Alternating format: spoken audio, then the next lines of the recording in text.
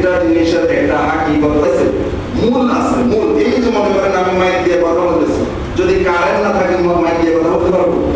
ঠিক তেমনি ভাবে জমিনের প্রত্যেকটা জিনিসের একটা কি আছে, মৌলিক বিষয় আছে, মূল বিষয়। আল্লাহর নবী বলেন ঈমানেরও একটা মূল বিষয় আছে, ঈমানেরও একটা মূল বিষয় আছে। দুনিয়ার জমিনের প্রতি কোনো মানুষ ততক্ষণ পর্যন্ত পরিপূর্ণ মুমিন হইতে পারে না যতক্ষণ পর্যন্ত ওই মানুষরা আল্লাহর সবগুলা ফায়সালায় সন্তুষ্টি প্রকাশ করে না। এটা হলো ঈমানের মূল। ঈমানের মৌলিক বিষয় হলো জমিনে আল্লাহর সবগুলা ফায়সালা আল্লাহর বান্দা সন্তুষ্ট প্রকাশ করবে, এটা হলো ঈমানের মৌলিক বিষয়। একটা মানুষ যখন জমিনে আল্লাহর সবগুলা ফায়সালায় সন্তুষ্টি প্রকাশ করবে তখনই ওই মানুষটা কামেল মুমিন হইতে পারে। সুবহানাল্লাহ।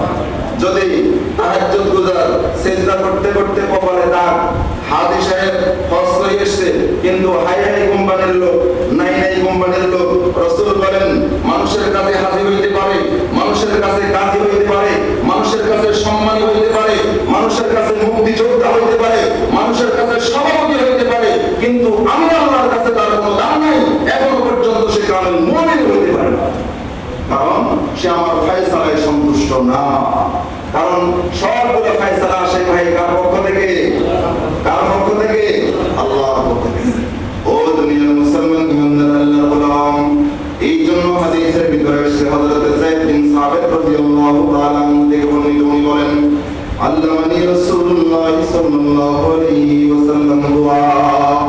হযরত যায়েদ বিন সাবিত রাদিয়াল্লাহু তাআলা আনহু বলেন, ও দুনিয়ার মুসলমান, আল্লাহর নবী জনাব মুহাম্মদুর রাসূলুল্লাহ সাল্লাল্লাহু আলাইহি ওয়াসাল্লাম আমাদের কাছে রাখলেন, আদর করে আমার বলতেছেন, ও যায়েদ বিন সাবিত, আমি তোমার একটা দোয়া শিখাইতেছি। দোয়া, এই দোয়াটা জমিনে তুমি বেশি বেশি পাঠ করিবা, বেশি বেশি পাঠ করিবা।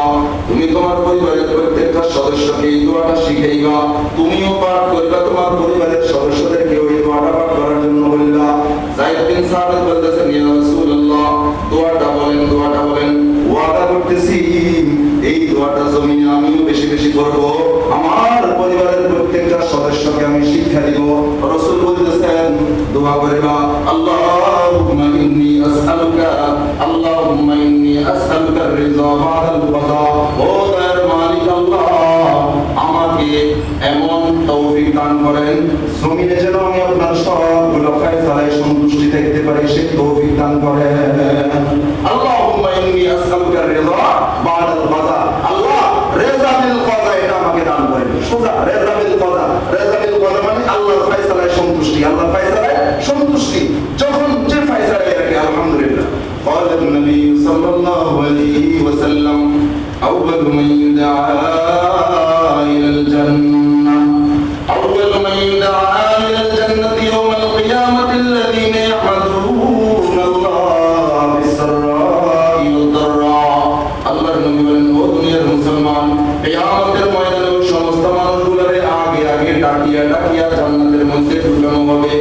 ওই সমস্ত মানুষগুলোরে আগে আগে জান্নাতে ঢুকানো হবে যে সমস্ত মানুষগুলো দুনিয়ার জমিনে আমার সবগুলো ফায়সালায় বলছে আলহামদুলিল্লাহ, আমার ফায়সালায় সন্তুষ্টি যারা ছিল, কিয়ামতে তাদেরকে আগে আগে আগে আগে ডাকিয়া ডাকিয়া ডাকিয়া ডাকিয়া জান্নাতের ভিতরে ঢুকানো হবে। সুবহানাল্লাহ।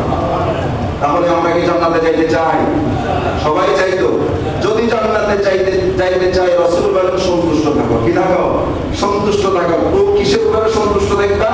আল্লাহর ফায়সালায় সন্তুষ্ট থাকো। আল্লাহর ফায়সালায় কি রাখো? সন্তুষ্ট থাকো। বলেন আলহামদুলিল্লাহ। ও দুনিয়ার মুসলমান ইমানদার আল্লাহর গোলাম, অন্য হাদিসে আল্লাহর নবী বলেন, পাক নবী সাল্লাল্লাহু আলাইহি ওয়াসাল্লাম, ইন্না ইযমাল জাযাল মা ইযমিল বালা। আল্লাহর নবী বলেন, ও আমার মায়ের উম্মতের দল, জমিনে আল্লাহ যারে বেশি বেশি দুঃখ কষ্ট দিবেন তার জন্য বেশি বেশি জান্নাতের ভিতরে প্রতিদান রেখেছেন। দুনিয়ার জমিনে যার দুঃখ বেশি, জমিনে যার কষ্ট বেশি, জান্নাতের ভিতরে তার সুখ বেশি। সুবহানাল্লাহ।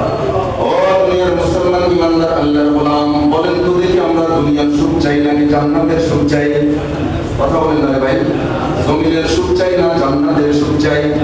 আগে তো বলছি জমিনের সুখ অস্থায়ী, জমিনের সুখ কি অস্থায়ী, কাজেই অস্থায়ী সুখ আমরা চাই না।